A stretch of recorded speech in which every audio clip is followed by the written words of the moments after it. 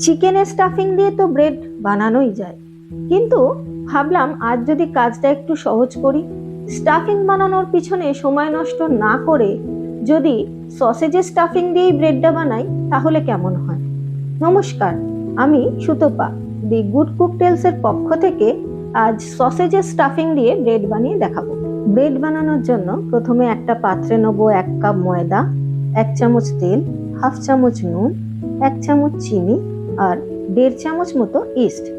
তারপর সব উপকরণগুলো ভালো করে ময়দার সাথে মিশিয়ে নেব। এরপর একটা ডিম সেই ময়দাতে দিয়ে দেব। ডিমটাও ময়দার সাথে ভালো করে মিশিয়ে নিতে হবে। এরপর গরম দুধ দিয়ে সেই ময়দাটা মেখে একটা সফট ডো তৈরি করতে হবে। আমার আগের যে ব্রেডের রেসিপি আছে আমি তাতেও এই কথাই বলেছিলাম যে আমরা যখন ব্রেড বানাবো তখন কিন্তু ডোটা খুব সফট হতে হবে। এর জন্য প্রয়োজনে যদি দুধ প্রয়োজন হয় আর একটু দুধ অ্যাড করতে হবে, দিয়ে ময়দাটা কিন্তু খুব সফট মাখতে হবে। তারপর হাত দিয়ে 4 থেকে 5 মিনিট মাখতে মাখতে দেখবো একটা সফট ডো তৈরি হয়ে যাবে। প্রয়োজনে হাতে একটু তেল নিয়ে ডোটা আবারও কিছুক্ষণ মাখবো। এইভাবে মাখতে মাখতেই দেখুন একটা সফট ডো তৈরি হয়ে যাচ্ছে। ডোটা এখন আমার মোটামুটি রেডি হয়ে গেছে, তাই আমি 40 মিনিটের জন্য ওটা ঢাকা দিয়ে রেখে দেবো। 40 মিনিট পর এখন আমাদের ডোটা বেশ অনেকটাই ফুলে উঠেছে, তাই হাতে করে একটা আলতো পাঞ্চ দিয়ে ডোটার ভিতরে যে এয়ারটা আছে সেটা বার করে দেবো। তারপর টেবিল টপে একটু ময়দা ছড়িয়ে সেই ডোটা আরো কয়েকবার হাতে করে চেপে চেপে একটা গোল শেপ দেবো, যাতে ছোট ছোট কয়েকটা ডো কেটে নিতে পারি তার থেকে।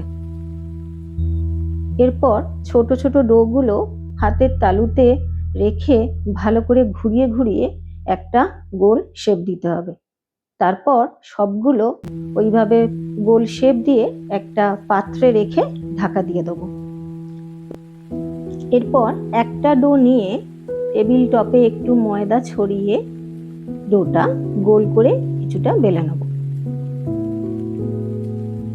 অন্যদিকে ততক্ষণে কিন্তু আমরা বাজার থেকে যে সসেজটা কিনে এনেছিলাম সেটা 10 মিনিট গরম জলে সেদ্ধ করে রেখেছি। এরপর গোল করে কিছুটা বেলা হয়ে গেলে একটা সাইডে সসেজটা দেবো, তার সঙ্গে দেবো একটু সফট চিজ।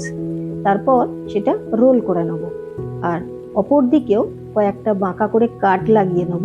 তারপর বাকিটা আবার রোল করে দেবো আর দুপাশে যে এক্সট্রা ময়দাটা আছে সেটা কেটে দেবো। এইভাবেও বাকি সবগুলো করে নিয়ে তাদের ওপর এগ ব্রাশ করে নেব আর 170 ডিগ্রি টেম্পারেচারে 20 মিনিটের জন্য বেক করে নেব। তাহলেই আমাদের সসেজ স্টাফিং ব্রেড একদম রেডি হয়ে যাবে। আমার এই রেসিপিটি যদি আপনাদের ভালো লাগে তবে লাইক, শেয়ার আর সাবস্ক্রাইব করতে ভুলবেন না কিন্তু। আর খুব শীঘ্রই দি গুড কুক টেলস আবারও নতুন কিছু রেসিপি নিয়ে আপনাদের সামনে হাজির হবে। ততক্ষণ ভালো থাকবেন, সুস্থ থাকবেন।